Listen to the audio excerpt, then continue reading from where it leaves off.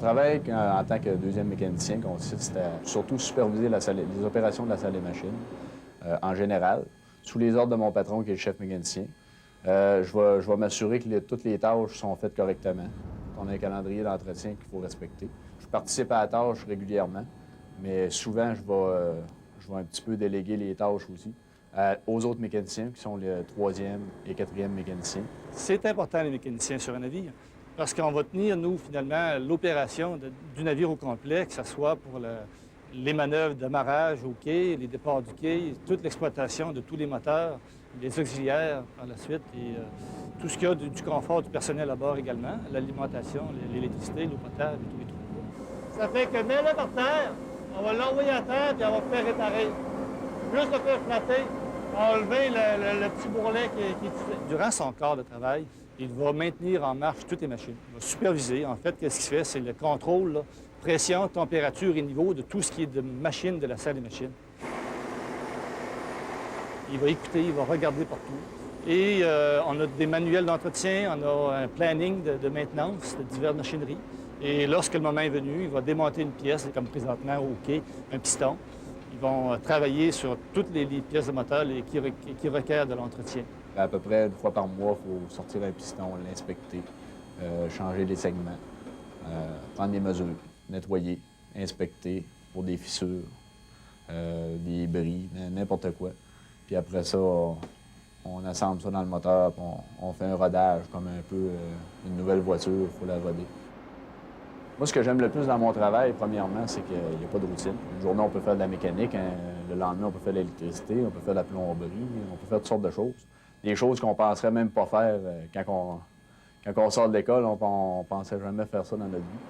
Moi, j'ai fait un cours de 4 ans au Collège de la Garde-Côtière, qui se situe à Sydney, en Nouvelle-Écosse. Ils nous garantissent un emploi à la fin de notre cours. Moi, à la fin de mon cours, en juin 90, j'ai travaillé sur les brise-glaces à Québec. Différents brise-glaces, j'ai fait ça pour 6 ans. J'ai travaillé à terre pour à peu près 2 ans. Puis là, je m'ennuyais des bateaux. Ça me tentait de retourner. C'était vraiment mon domaine, ça me manquait.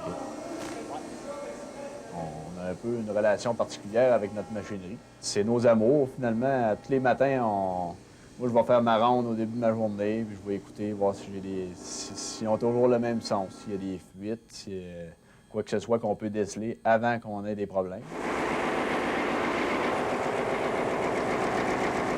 Pour être autonome en mer, c'est très facile. C'est que nous avons à bord un magasin dans lequel nous maintenons quasiment toutes les pièces qui usent sur un moteur, même tout ce qui est d'appareillage électrique, des interrupteurs, du fil, de la plomberie.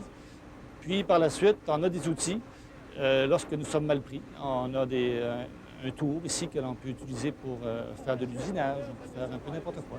De sorte que les avaries en mer, normalement, c'est vraiment un avarie, c'est un accident. En haute mer, une fois sur un petit cargo en traversant l'Europe, les génératrices se sont arrêtées d'elles-mêmes. Le navire a tourné à 90 degrés dans la mer et puis l'eau rentrait partout par la cheminée et ça virait à l'envers. Les pistons de rechange voulaient se décrocher, c'était l'enfer.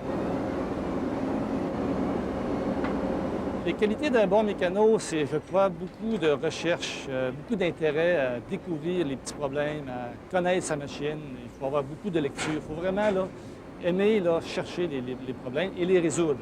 Pour plus, évidemment, que ça revienne trop souvent. Il faut être patient. Il faut aimer travailler en équipe. Il faut supporter à bord d'un navire également la solitude. Nos horaires de travail pour Océanic, c'est 5 semaines de travail à bord du navire, 4 semaines en congé, ce qui est très intéressant pour avoir un suivi familial. De plus en plus, les jeunes, s'ils veulent être attirés vers le domaine de la navigation, il faut que les compagnies s'amènent avec des horaires comme ça. Sinon, à partir des 3 mois, c'est pas évident. On le fait tout au début. Moi, j'ai passé 3 mois et demi dans l'Arctique.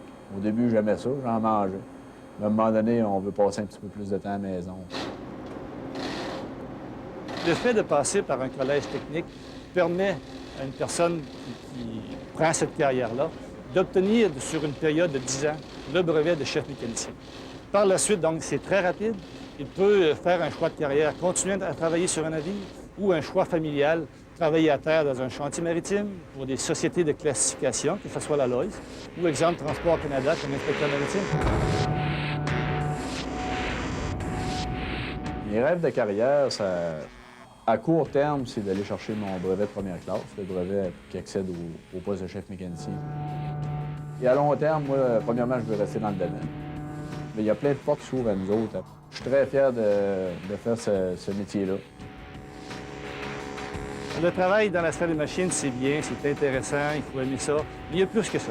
Il y a également le fait d'être sur un navire, de voir des paysages différents, de voir les baleines dans le bout de Saguenay, de voir par la suite les bébés phoques au printemps sur la glace dans le golfe Saint-Laurent, de voir les icebergs sur la côte, de voir les beaux couchers de soleil dans le golfe Saint-Laurent sur la mer. Des fois, c'est incroyable. Les pertes de temps sur les autoroutes, on ne connaît pas ça. On est près de notre milieu de travail. Formidable.